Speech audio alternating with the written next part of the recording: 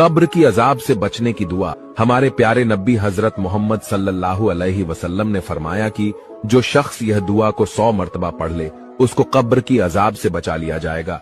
वह दुआ ये है, ला इलाहा इल्लल्लाहु अल मालिकुल हक्कुल मुबीन। कब्र की अजाब से बचने की दुआ। हमारे प्यारे नबी हजरत मोहम्मद सल्लल्लाहु अलैहि वसल्लम ने फरमाया कि जो शख्स यह दुआ को 100 मरतबा पढ़ ले उसको कब्र की अजाब से बचा लिया जाएगा। वह दुआ ये है, ला इलाहा इल्लल्लाहु अल मालिकुल हक्कुल मुबीन। कब्र की अजाब से बचने की दुआ। हमारे प्यारे नबी हजरत मोहम्मद सल्लल्लाहु अलैहि वसल्लम ने फरमाया कि जो शख्स यह दुआ को 100 मरतबा पढ़ ले उसको कब्र की अजाब से बचा लिया जाएगा। वह दुआ ये है, ला इलाहा इल्लल्लाहु अल मालिकुल हक्कुल मुबीन। कब्र की अजाब से बचने की दुआ। हमारे प्यारे नबी हजरत मोहम्मद सल्लल्लाहु अलैहि वसल्लम ने फरमाया कि जो शख्स यह दुआ को 100 मरतबा पढ़ ले उसको कब्र की अजाब से बचा लिया जाएगा। वह दुआ ये है, ला इलाहा इल्लल्लाहु अल मालिकुल हक्कुल मुबीन।